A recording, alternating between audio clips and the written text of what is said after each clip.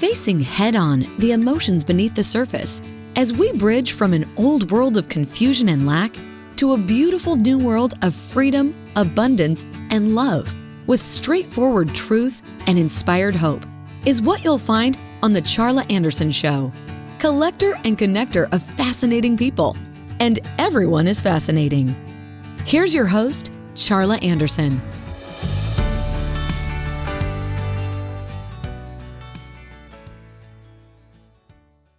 Good, beautiful day, beautiful, beautiful souls. This is Charla Anderson, host of The Charla Anderson Show, collector and connector of fascinating people. And everyone is fascinating, especially you. So grateful that you would join us today. We're on Win-Win Women Networks. We're on Podetize with global podcasts and all over the place. So look us up. Keep finding us on these wonderful shows that we're doing because we are providing hope to the masses and overcoming stories and things like that. And so I'm so grateful that you would listen to us and join us and continue this journey of life that we're all going through all together. And as I start every one of my shows, I will take a 22-second mini vacation. We're going to take a 7 seconds of breathing in. Calm. We're going to breathe and we're going to hold for 4 seconds and then breathe out gratitude. And I'd love it if you'd join me because I think we're so technology driven that we sometimes, could take a deep breath for a few seconds, right? So here we go. 22 seconds, 7 seconds coming in with calm. Ready? Hold. Release. Thank you, thank you, thank you, thank you, thank you. Yeah, it centers me, and I hope it does you as well. So thank you for joining us. And I'm really excited to introduce someone that I've barely met, but I've learned a little bit about and very inspired by Kevin P. Hempstead, I think is in Colorado and is a fascinating guy because I think he was in the Air Force. He's been on in the Postal Service and, writing books now. And there's two passions that I know for sure, and I'll let you explain that. But one of them is a really tough topic, a really almost taboo topic. So I'm so grateful that you would, address the police community, which is for the most part awesome, and the African American and Black community, and what has caused this rift, so to speak, among this. And I haven't had a chance to get your book yet. I will, Black and Blue. So Kevin, Yes. Thank you for joining me, and let's find out who you are in this world. And then we'll talk a little more about what you do. Okay. Well, for 36 years, I worked at the Postal Service. Before that, I was in the Air Force, and originally I am from Cleveland, Ohio. And from a huge family in Cleveland, Ohio. I had 6 brothers and 4 sisters growing up. And from that large family, I have a large proportion of people, the male-dominated family, because like I said, there were 7 boys in my immediate family and so many other cousins, nieces, and nephews, but mostly men. And I have a large number of men that are felons or thugs. And I have a large number of men that are law enforcement officers, cops. I have one nephew that's even a detective. Go figure. So there's 2 extremes there. And that caused me that, as well as my own son getting into trouble, caused me to write the book that you referred to earlier, which is this book, Black and Blue: Pathways to a Positive Interaction Between African Americans and the Police. Because I don't believe we should just complain about a problem. We should really work towards solutions. For every problem, there's a solution. That's my personal belief. And I seriously try to present many solutions in that book, which is an older book. So it doesn't even, and that shows just how long this problem has gone on, where there's a lot of mistrust and things and interaction that go wrong between the Black community and law enforcement. Incredible honestly, I'll just say it up front. I think the media is very culpable in all that. I do believe they perpetuate it, that they prefer us to be divided, and race should not even be an issue. I'm telling you, we all bleed red. I don't even understand it, but it is. And I think that there is powers that be that like us fighting and being divided, because then we don't get smarter and unified and make the world a better place, right? So does that make sense to you? That actually does make sense, and I agree with you. But even though the media has been pushing that narrative forward, just because they're pushing it doesn't mean that it wasn't really a problem, because it has always been a problem. And being a Black man growing up on the west side of Cleveland, I had my older brothers give me what's commonly called the talk in the Black community on when you're stopped by the police, this is what you do. And my brothers gave me a lot of practical advice for keeping me safe during police interaction, because it's not just for the minority community. Everyone's most common interaction with law enforcement is during traffic stops. And if you don't know the rules, or if you don't know how to make that law enforcement officer feel safe, your life's in danger. And that's whether you're Black or anyone, but especially if you're Black, because there's already an implicit bias that makes them think we're guilty because we're Black, whether It's we like it or not. ridiculous. Yeah, Yes, it's the it's world what we live in. so. Yeah, it's what so. But it's really sad, and I understand the traffic stop thing, because we're all like, we get the "what have I done" kind of a thing, and I know for a fact that happens more often with especially young Black males. And Yes. so what did you do? You wrote a book, you've got the practical Well, advice. And for me, I always bless them. I go, look, thank you for your service. I just want to let you know that this is probably a divine thing that you stopped me, maybe prevented something. So my mindset is mhm. already in blessing and instead of fear. That's good. I love that positivity. That's one of the things that towards the end of my book where I give solutions, that's one of the things that I suggest people do is thank law enforcement. Thank them for their service, because despite them not being in the military, and that was who we normally thank, law enforcement, instead of law enforcement, we normally would thank the military by saying thank you for your service. Police officers appreciate that too. They also are in a dangerous career field. They're in the line of fire. Many of them suffer from PTSD. Many of them have challenges similar to military personnel. So we should thank them for their service as well. My personal belief, law enforcement officers are heroes. I actually argued with someone about that issue, and this woman told me, no, they are not. They are not heroes. And I was surprised to learn a lot of people don't think of them that way. Yet at the same time, who is it that runs into burning buildings and drags people from cars before they explode and stop mass shooters? How can you not consider law enforcement heroes? That's just crazy thinking to not Yesterday, see that. and yesterday I go inside the display. I don't ever do drive through. But anyway, there were two officers sitting there, and I had seen their car in the lot, and I was like, "Thank you so much for what you guys do." So we're on the same page on that.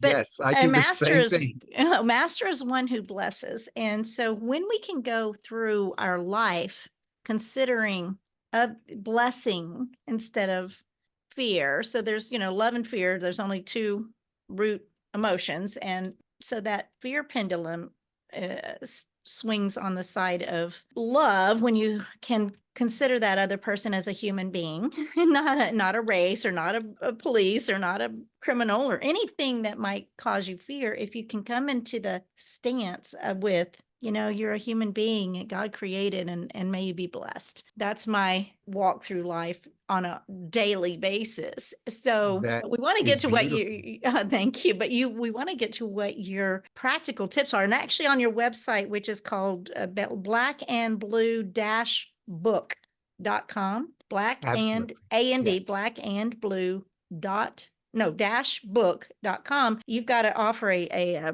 chapter that has the practical tips, and I know you want that out for everyone to have access to. So let's hear some of that.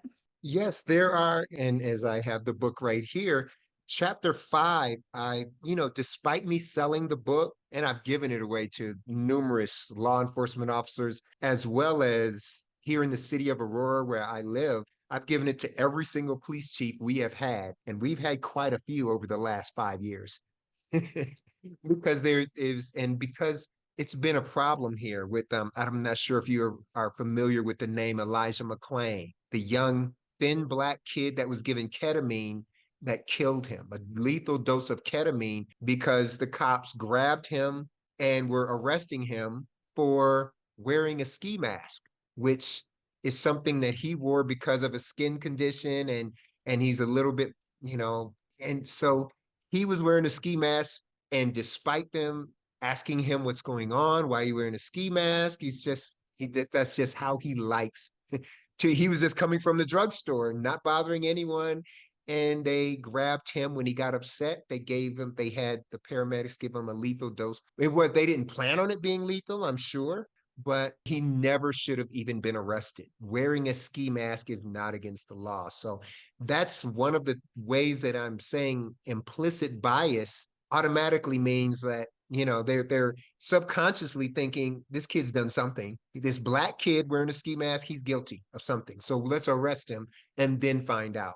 And that was wrong. And now we've had numerous protests and all kinds of things that have happened over the last couple of years since that event. And at least one of the officers was found guilty, and at least one of the paramedics was found guilty.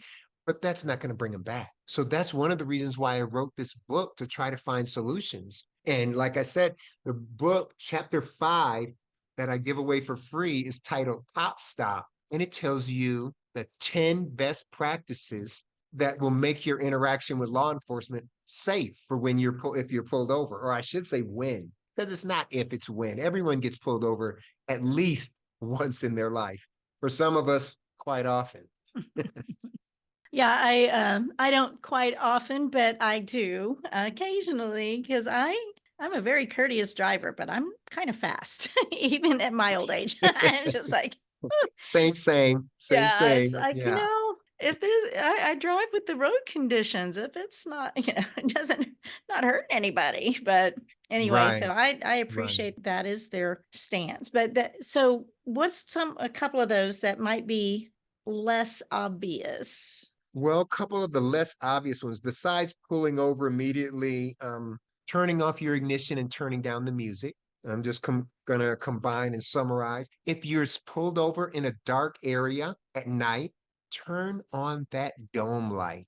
If that cop feels nervous that someone's in the back aiming a gun at him, he's gonna put his hand on his gun, and everyone is in danger right there. So if you're stopped in a dark area, turn on your dome light. Be courteous, be polite, don't have a chip on your shoulder. And they're mainly common sense suggestions. And you can go to my website and see chapter 5 in there. And me and a couple of law enforcement officers came up with these suggestions, with these top 10 suggestions that will just make it more peaceful. Because I'm sure there's no cop that just plans on, today I'm going to go kill someone. I'm going to find someone and shoot them or kill them. They I know don't think that's the that end of their happens. job. That's the end of their career in life. I mean, Exactly. it's not an intent, and Yes. until the fear, something comes up that causes them to Yes. Yes, fear. because these situations sometimes escalate, and they can easily escalate. And most law enforcement officers are good at de-escalation, but they're human. You never know what kind of day that guy is having, or that female officer is having. So if they're not going to de-escalate, it's in your best interest to de-escalate, because we are the most armed society in the civilized world. And you better believe they know that. And they know that a lot of people carry weapons in their cars. So they're going to be quick to pull their weapon if they feel danger. So it's in your best interest to be calm, to be even keel, and announce what you're doing before you're doing it. My paperwork, my registration's and proof of insurance is in the glove compartment. And God forbid, please don't put your weapon with your proof of insurance and registration, because that's a recipe for disaster. So if you have a permit to carry concealed, do not put it with the paperwork you're about to show that cop. That makes That so much sense. Yeah. it So, seems like it does, but sometimes these things happen and yeah. people get killed when they happen. Where do you put your hands? Your hands should be on 10 and 2 until, and then just wait until he gives you instructions. When they pull you over, do not say, oh, let me look and find something. When they see you jostling in that car, they're wondering what you are reaching for, what you're about to pull out on them. They're automatically gonna, cops are Or what you're trained hiding? to be defensive. Yes, what are you hiding or what are you about to pull out? In both cases, it's not good. It's not good. So you really want to just put your hands on the wheel and just wait for the cop to ask for them and then say they're in the glove compartment or they're in my pocket. I'm going to reach for them now. Is that okay? It's okay. And it's surprising how many people, especially black men I have spoken to that said, oh, you're going to kiss up to them, mom. I'm like, dude, they're Common armed, courtesy. they're armed authority figures. What part of that don't you understand? They are armed, for one, meaning they're potential danger here, and they're authority figures. You got to do what they say. It's just that It's simple. respect for the position is part of it. Yes, And just common yes, courtesies. I mean, yes, sir. I don't, it doesn't make sense to me that we get so defensive about certain things. And right, you mentioned chip on your shoulder and everybody's walking around ready to be offended instead of exactly. how can we get along? How can we make our world a Yes. better And place? even right. And even if you believe you were pulled over because there's a saying in the neighborhoods of driving while black, even if you believe that was the reason, that is not an excuse To to be be rude, disrespectful. to be Hmm. belligerent or disrespectful at all. You still, because what do you think? You're gonna win an argument in the street, right there on the street with an armed authority figure, or that's you're escalating it. If you really feel like you have case for being stopped and pulled over and harassed unjustly, let a court of law handle that. Let a court of law handle it. It's not something you want to argue on the street. There's a It's not worth your life. Right. There's a verse in Ecclesiastes in the Bible. I don't know if anyone listening is religious, but in Ecclesiastes, it says, better a live dog than a dead lion. In other words, don't be, why'd you stop me? You stopped me because I'm black. No, no, no, no, no, no, no, no. Better to be obedient, better a live dog than a dead lion. That is very true. I mean, sure, you might have people protest. There'll be protests, but it's not going to bring you back this precious gift of life. Let's not just blow it because of your bravado or whatever it is that's your false ego, whatever it is that's making you just immediately jump to escalation and anger. I am so Wisdom. grateful for you. These are things I think about. I mean, it's just, why do we have to? And I do believe media, again, I'm going to say media, the shows, all of that have perpetuated this anger and this adversity that, Yes. and as we know, it's there, but we don't have to suck into it. Correct. And one of the things that, well, towards the end of the book, one of the chapters, I put resolutions to solution. It's a thin book. I tried to make it thin on purpose because I wanted kids to read it because most kids don't. They're like, Mom, I don't read. I'm like, what? You don't read? you know, No, m- right? my son is one of those who say, Dad, I don't like to read. I'm like, ah, which by the way, my son was wanted by the police while I was writing this book. I was one of my goals was to try to save his life. The police had wanted him, and I'm like, oh my God. And he acts like he's an undiagnosed bipolar, which I still kind of feel he might be. So he is quick to get anger. And I'm like, son, you really turn yourself in. And, I try to get him to just remain calm because he's bigger than me. And that can be intimidating to anyone, let alone a law enforcement officer that has a gun on his hip. But also in this book, one thing I want to say is solutions.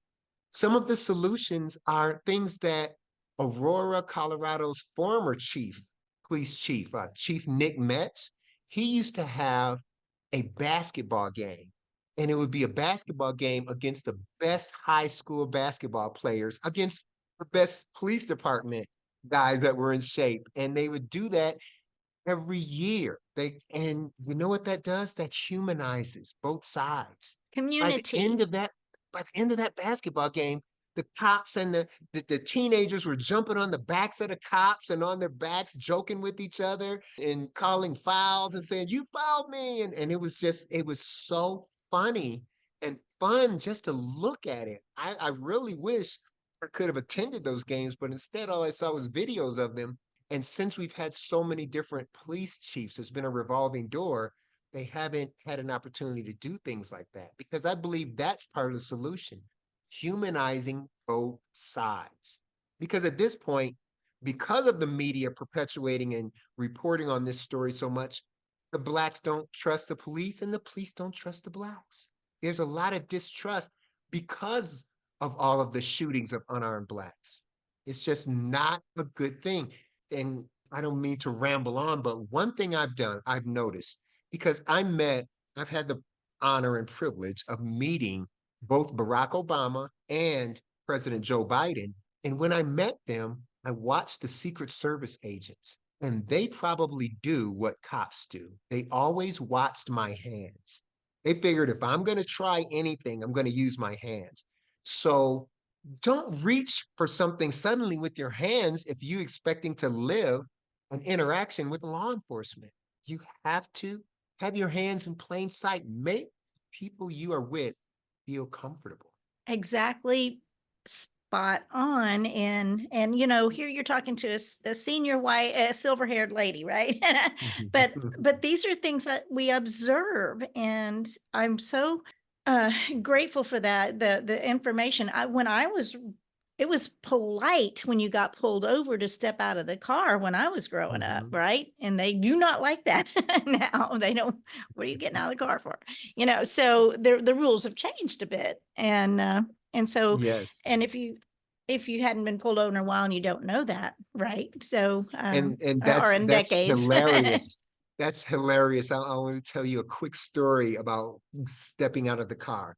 Because like I said at the beginning of our interview, if you don't know the rules, it's pretty easy to break. And once when I was young and dumb, I was coming back from a party and I was stupid enough to be drinking a bottle of beer. This was in New Mexico, by the way. And I'm driving home back to my apartment, and lo and behold, cops pulled me over because I was going a little bit faster than I should have been. I don't think I was drunk, but when they pulled me over, I got so nervous. The beer bottle dropped onto the floor, it's spilling all over the floor. And I'm like, oh my God, the odor was so powerful because it was on one of those hot nights in New Mexico. And I think, oh my God, let me jump out of this car so they don't smell this beer. I'm going to get a DUI. I jump out of the car. I had two cops pull their weapons on me and point them at my chest and started yelling at me, "Freeze! Or we will shoot you! Freeze!" Oh my God. I swear I was so scared my soul left my body. And if I had have been drunk, I wasn't anymore because they scared me straight. And it was so in hindsight, it's funny, but at the time I was so scared, I'm shaking, and they said, "Okay, we smell the alcohol. How much have you had to drink?" And I said, "Oh, I only had a couple." And they said, "Okay, well, do you know the alphabet?" And I was so nervous. Instead of telling them the alphabet, I said, "I could tell you all 50 states in alphabetical order." And I went Alabama, Alaska, Arizona, Arkansas, California, Colorado, Connecticut, Delaware, Florida, Georgia, Hawaii, Idaho, Illinois, Indiana, Iowa, Kansas, Kentucky, Louisiana, Maine, Maryland. I can go all the way to the last state, which is Wyoming. And they were like, "Okay, so you're not drunk." And but they told me, they said, "You never jump out of your car during a traffic stop unless we instruct you to do so." I didn't know that. It almost got me killed. And you know what? The media would have said another unarmed black man killed by the police. That's what the media would have said. But it really wasn't because I was black. It was because I was dumb enough to jump out of the car without being asked to jump out of the car. I thought, hey, I'll get out of the car and I'll run towards them, walk towards them really fast so they won't get up near my car to smell that beer. And all they see is a muscular black man walking towards them. At that time in my life, I was a bodybuilder. So I was big. I was in great shape, cut, ripped, and about 20 pounds heavier on my chest and arms than I am now. And so they thought I was coming to fight them. It would have been very bad had I not stopped when they told me to stop. I wouldn't be here today. Mm-mm. Man, you talk about being funny. It was in hindsight. Guess it was you were trying to hide something. You were trying to hide that you had a beer and that was filled in, that. Right. A But misdemeanor. It was a misdemeanor. Open container in New Mexico was a misdemeanor at the time. That misdemeanor would have gotten me killed. Me trying to avoid that misdemeanor because I wasn't drunk, but that misdemeanor charge. And just because of that, you have to think from a point of wisdom. That's one of the things that I pride myself on now. Always attempting to find, to seek out, and to be the wisest version of me. That's where my journaling came in. I've always been a journaler. And so I journal and I'm always trying to find wisdom. As a matter of fact, my coming book, the book I'm writing right now is on journaling. The title of it is The Journaling Map to Ultimate Success. And that wisdom is one of the main things that we are seeking when we are talking about ultimate success. well, you think about Solomon, he got everything in the world because he asked for wisdom. He didn't ask for everything in the world. So he got both Right. because he asked for wisdom. And you can really, I think wisdom is, it's our birthright. It's the foundation. Yes, as we move forward. It's the foundation. I believe it to be what the most important foundation for a good life.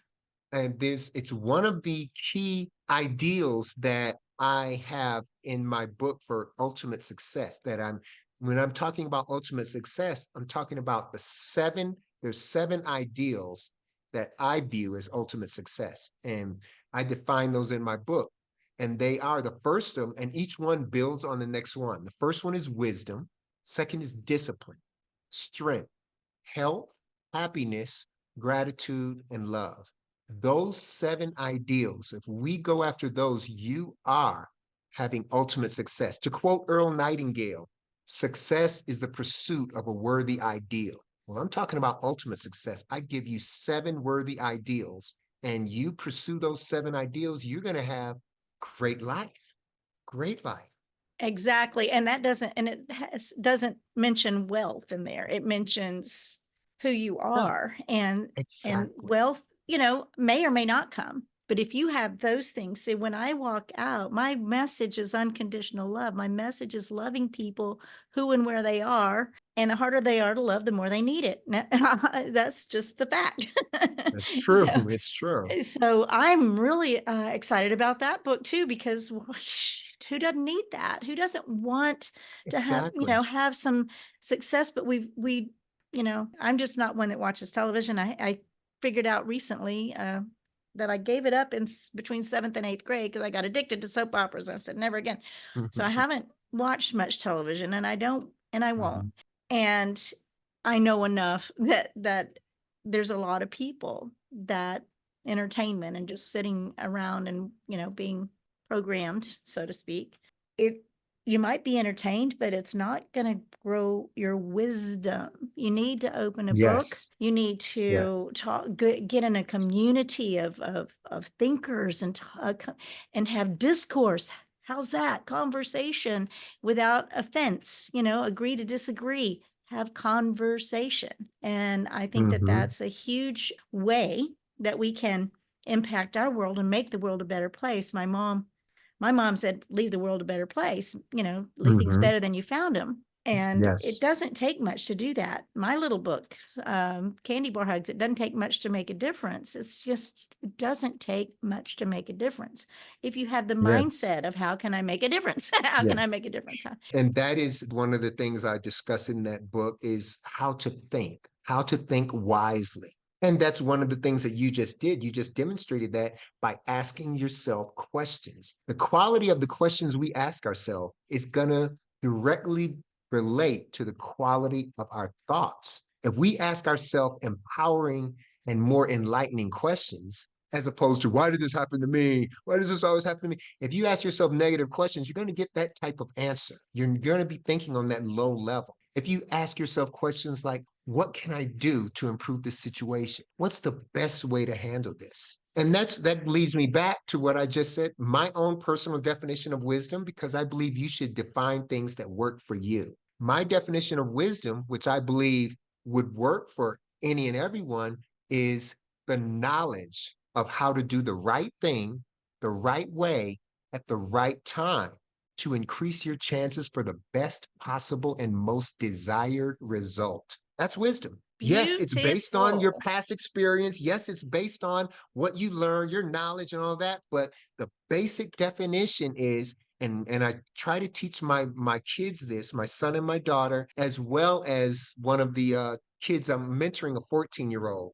And every time I meet with this 14-year-old that I'm mentoring, I ask him, what's that definition of wisdom? And I make him tell me. And I tell him, I said, yes, it is the knowledge of how to do the right thing, the right way, at the right time to increase your chances for the best possible and most desired result. I think that is going to be a frameable. That is a frameable, right? So you're onto something there, and probably making memes out of that, I hope. I'm just going to say this. I have a saying, since my son just turned 41 this week, my oldest, and it was like, I have a saying that if they were born at 14, if babies were born at 14, there wouldn't be any, because you would never have more than one. And like, if you're born at 14, it's like they come out so cute, and then you're 14 and you're like, what was I That is thinking? And then hilarious. you got two or three more behind them. You're like, whoa. Yeah. That is hilarious. I'm glad I wasn't drinking coffee when you said that one. I might have spit it Spit out. it. So But you're I think right. this is fascinating, and I'm loving this topic about wisdom, because I earned every last one of these silver hairs the hard way, so If I was growing hair, it would be just as silver as yours. so yeah, you get to hide it and look good at doing it. So a huge topic for me. And so, in spite of our best efforts and us choosing, have I had kids in trouble? Yes. Have you had kids in trouble? Yes. And may I just point out, don't you have a Harvard grad daughter? Yes. Oh my God. You have done your research. Yes, I do. My kids are the polar opposites of the spectrum. I actually had my daughter, who is the ultimate overachiever, working in the White House, while my son, who is still brilliant, was working in a jailhouse at the same time.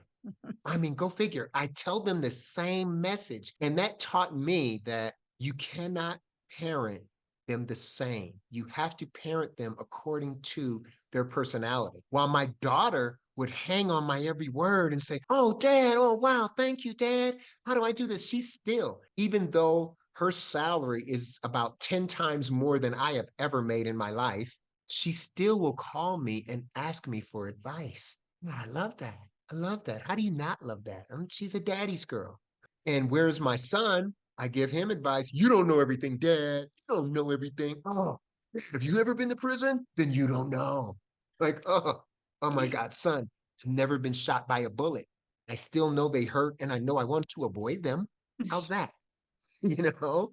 So yeah, Yeah, they're polar somehow we've opposites. gotten this far without having to experience those things, still knowing they happen. Yeah, so I've, definitely have had trouble kids, and it's Yes, you can't tell them, and it is, you cannot parent them the same, right. and they sense that sometimes, As much as you but it wish doesn't you could mean you just don't love. Yeah. shake them and make them understand, I don't think they still don't understand. They sometimes they just have to go through it, and you have to And let them experience it, and then they'll say, "Oh, my dad told me this would happen," you know. But back to your point about my daughter. Oh my God, I'm so proud of her. She is such an overachiever. As a matter of fact, she's in Switzerland right now.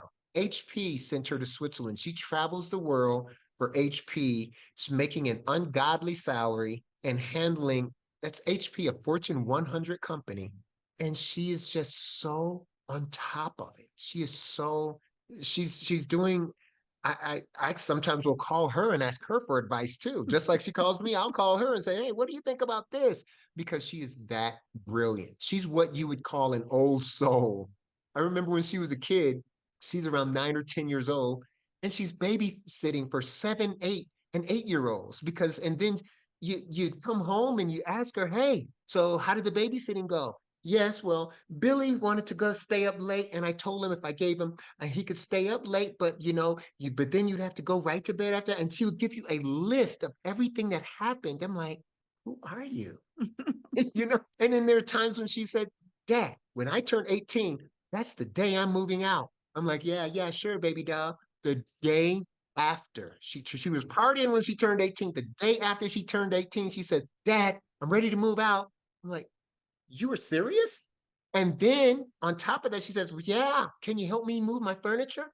You have furniture? Like, who are you? She had furniture. She paid 6 months in advance for an apartment. She's just all around an overachiever. And like I said, what a lot of people in the Black community would call an old soul, because it just seems like she's been here before. She knows way more than someone her age should have known, It and she's doesn't always been like surprise me that, I mean, I love the term old soul. yes. I sense, I mean, I recognize it. It feels, it resonates. Yes. Yes. So anyway, So, grateful for you and her, and what a delightful story. And she's got and to be like you so said, she got incredibly her fifth proud. degree, her fifth college degree. But this last one was special because it was from Harvard Business School. And Wow. then who decides to get married the same weekend they get their Harvard degree? My daughter. She got married the next day. She said, while the family's all together, we're gonna have our wedding. I'm like, wow. And we did.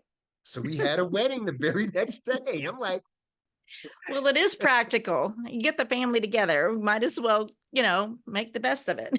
right, That's right. great. So What a yeah, fun story. so they What's her name?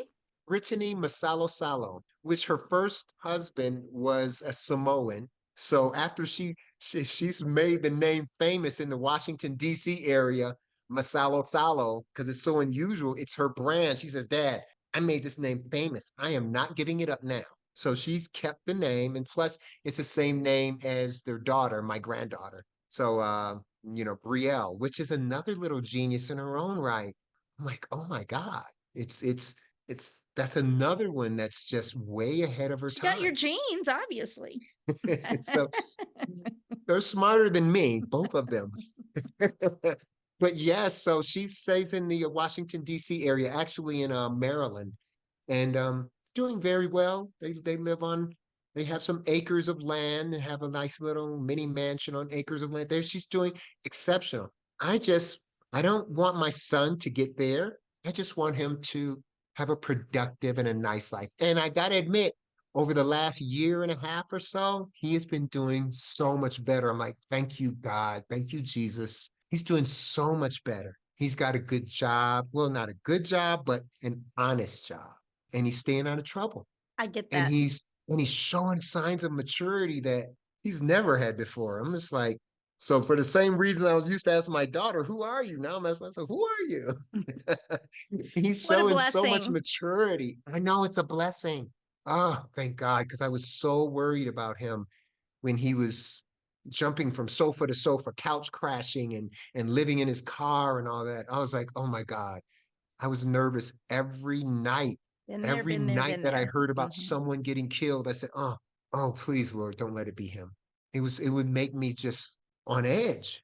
The best So thing I'm we can so do is thankful. put that umbrella, Psalms 91, God's umbrella protection all Yes. around them, and just go, Yes. please. I mean, just until they can find themselves and be Right. their best person, right? Mm-hmm. Someone called and wanted mentoring for her son, who had been doing what you just said, and he was 51, and he wants to be a motivational speaker. And he's gone through hell and back. So those people have the best stories because they are Yes. overcomers. And so make your test into a testimony, you hear.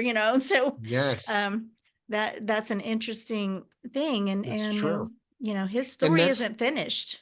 yes, and that's none of our stories are finished or we wouldn't even be here. That's my belief. We're here to do good. That's that's one of the reasons that my motivation now that I'm retired from the post office is to be a motivational speaker, because I believe I can help people from all of my dumb decisions. There was a saying that the dumb decisions make for the best stories. bad decisions. And oh my God, that's probably why I have so many great stories. I've made so many dumb decisions when I was younger. So I can't say I'm totally surprised by my son's dumb decisions. But at the same time, You don't want it for them. yeah, you want them to, You want them to see it. And then again, when he has such an overachiever sister, you mhm, know that that has a dynamic too, right? That I can right, never be right, like her. They love her right. more or whatever it is. She's better than Mhm. me, so I can never do that. So I'll get my attention differently. Yeah, and thank God that maybe he had some of that before, but that kind of went away. So he stopped thinking that way. So that was good. But like I said, he's doing so much good now. He's made a great comeback, as I have. I've had my own struggles. I used to be addicted to cocaine Oh, and I wanted crack. to ask you about that. Yeah. Yes. But granted, that was back before my son was even born. That's how long ago it was. That is so far removed from my life and my personality. When I tell people that now, which I never used to admit to people, by the way, but as I recently started telling people, they're like, what? No way. You? What? You? Because here I am. I was a former bodybuilder. I was a former boxer. I did MMA. I've done a lot of physical things, and I still try to stay in shape. So they're like, "You were on crack? You were on coke?" Yes, I was, and it was a horrible addiction, and it was going out of control. And thank God I got it. I got control of it. I've reached the point where I was kicked out of my apartment and and had to move, and I moved into a friend's basement, and I moved in with a friend, and that was kind of my wake up call. That was my wake up call that helped. And then I was still doing these drugs with my brother, one of my brothers that I was real close to, and I wouldn't smoke the crack in a pipe like I used to do. So I thought I'm doing better because I would only crumble it up and put it into joints, and which is called a primo. So I would just smoke primos with my brother. And I told my brother, I said, "You're the only one that I am doing this with," which doesn't give a good excuse. But you know what? That brother was murdered. When that brother was murdered, I never touched it again since. And that brother was murdered right around the time my son was born. So that's how I know it's been about 32 years since I have had that drug addiction, because that's when my son is just turned 32. Wow. So that is a true comeback story. And, I believe that most addictions have to come that you face something, some moment Mhm. that shifts your life. So how do people find you? We're already, I can't believe it always goes so fast, but we're going to Yes, find you at blackandblue-book.com, that is and correct. they can go ahead and download that free chapter of how to practical guide to cop stops, right? And I So tell you what, this book, because I'm working on my second book, if any of your readers are to reach out to me, I will send them a free signed copy of this book. And me. the book is, yes, including you, because the book is older, so it doesn't include George Floyd, it doesn't include Sandra Bland, it doesn't include Elijah McClain, it doesn't include it, but it shows just how much this has been a problem for just how long. And I've interviewed cops on it, and I have pictures in it. Like I said, I try to make it an easy read for young people, because those are the ones that traditionally have the biggest problem with authority figures, My especially books, cops. yeah, my books are small too. They I think they're Twitter size, so you can. Yeah. But so Black and Blue, and I'm all over that book. I think it's so powerful, and I everything's for such a time as this. We know it really, Yes. and perhaps you'll have a revised version after this journaling book, which is also sounding, Right. you say journaling and you think it's just writing, but you're It's triggering. so much more. Yeah, It's you're journaling triggering. is so much more than just writing. I mean, it's writing, but numerous studies and neuroscientists point out how when you're writing things down, it does something. It makes a connection to your mind. And the more you write things down, the more it gets ingrained in your mind. And I have found this out in my own life when I looked back on my previous journals because I've journaled most of my life. And I looked back, and a lot of the things I journaled about became reality. They became real. I journaled about getting a Harley Davidson. It's in my garage right now. I won it in a contest. I mean, that's the power of journaling. Who wins a Harley Davidson? This You guy, did. because I Yeah. journaled So, about it. well, and it enhances what I believe is a law, the law of attraction. If you're talking Yes, about what you want, every word matters in my world. That's my books, yes, right? Right. Every word matters. And when you're journaling and you're conceiving and you can see and you pick the yes, yes. picture, then it can manifest, and it does manifest. You're just gave a great example of that. And you don't know when, and you don't know how, and you Hmm. get, if you release it and give up the how. And by the way, you talked about questions. My third or fourth show when I first started, I didn't have guests. It was like questions are the answer.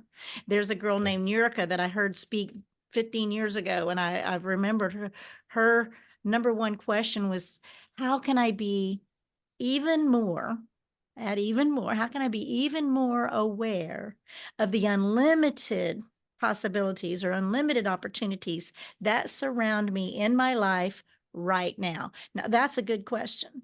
very And good you question. add the even more and you add it, and you don't, the questions, like you said, empowering questions, not demeaning questions like, Right. why me? Why did this happen to me all the time? No, just, Hmm. ooh, what can I do? How can I make a difference? How am I, what's my next best step?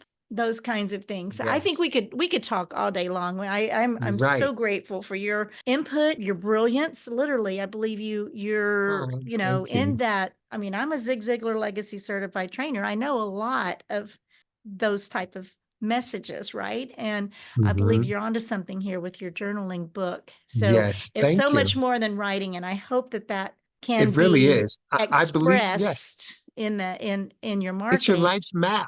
That's what I believe. It's map. really your life's map, dude. That's why the title is your journaling map to ultimate success.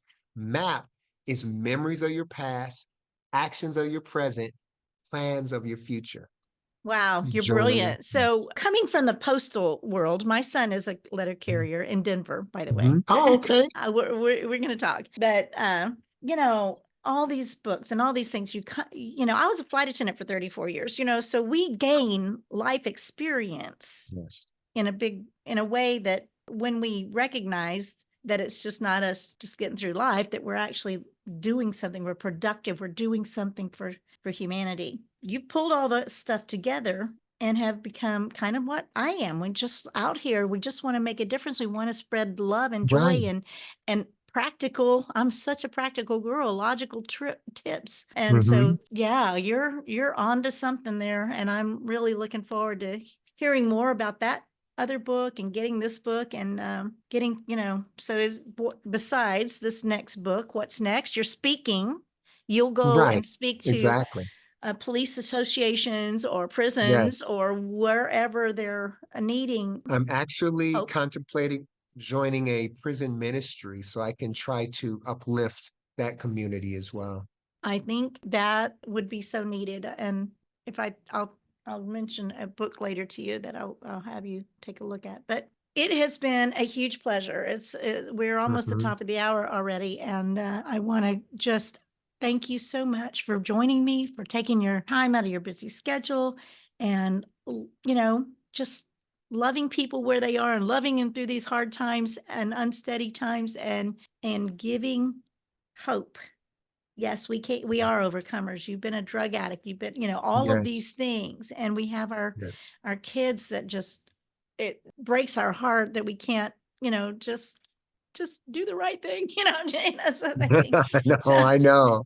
And so I really appreciate you for having this show. This seems like such a great platform. And I've toyed with the idea of one day having something similar to this. So this makes you one of my heroes right now. oh, thank you. I have my saying, my number one saying, when intriguing opportunities present themselves and you say yes, things show up. So you said yes to Mm. this when we met briefly on our publisher, Beyond Publishing, Michael Butler, and I said, Mhm. send me your email if you're interested. Here you did. And when you take action, which is another piece of Mhm. it, so we did. And I am very happy with my Podetize podcasting. You won't fit on the Yes. Win-Win Women platform, but you can the Podetize Well, platform. well, some of my message applies to women. Absolutely. It's just that it's an all women host. So I do, I do understand. I do understand. maybe they'll open it up someday, but it's pretty much a Win-Win Women is an interactive global community. And so we can also have Mhm. guests come in or visitors and audience come in and ask questions. And I didn't see Maybe anybody one do that day, today, but yes, maybe we'll one day my daughter can be a guest of yours. My would super love that. successful daughter. Oh my God, Just pick her brain. she is such a great orator. I mean, she's really on like a genius level on so many on so many levels. So yeah, I will Ask ask her. her to look at mine, and I will ask her, see if she's interested. This is just a She's a conversation. I mean, I don't want yes, it's just like, let's just talk. My name means a chat, it's not hard to right, just right. chat. So Yeah, thank you and for that. she I think she would be a great guest because like I said, she has so much wisdom and insight. It's hard to believe she's only what, 36, going to be 37 next month, but hard to believe she's like I said, she is really Proven. an old soul. She's really wise beyond her age. I love that. I love that. Well, I'm going to let you go and I appreciate you so much. So we will talk to your daughter. We're going to get these books and you guys go to his website, find it Black and Blue. I think blackandblue-book.com, or you can email me at Kevin, Kevin P, put the P in there, or a guy in Canada will get mad at you. Kevin P Hempstead at gmail.com, or you can even call my personal cell phone, which is 720-876-8560. Well, let's get this word out there about how to be proactive in Let's make the world preventing. better. That's That's it. that's that's that's it. That's my goal. I have my mission statement in one sentence, and that is to be more disciplined, inspirational, and motivational to help myself, my loved ones, and the world be better and more inspired. Got mine too. All Fulfill my right. purpose of radiating light and love and raising the vibration of the world. That's the Yes. bottom part. Amen. Yeah. Well, blessings to you. And I appreciate you once again. And we thank you, thank you, thank you. And as I always say, one thing is that you're perfect exactly who and where you are. Whoever's listening to this, you are perfect exactly who and where you are. There's nothing you can do to be loved more or less by God. He loves you as you are. If you're in the gutter or in the palace, he doesn't see that. He just loves your soul and spirit. So remember that, and to remember always, always, always choose joy. Thank you.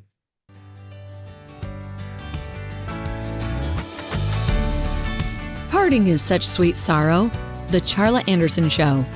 Encouraging you to stand strong and courageous with bold faith, no fear, immense hope, kindness, and love, especially towards yourself.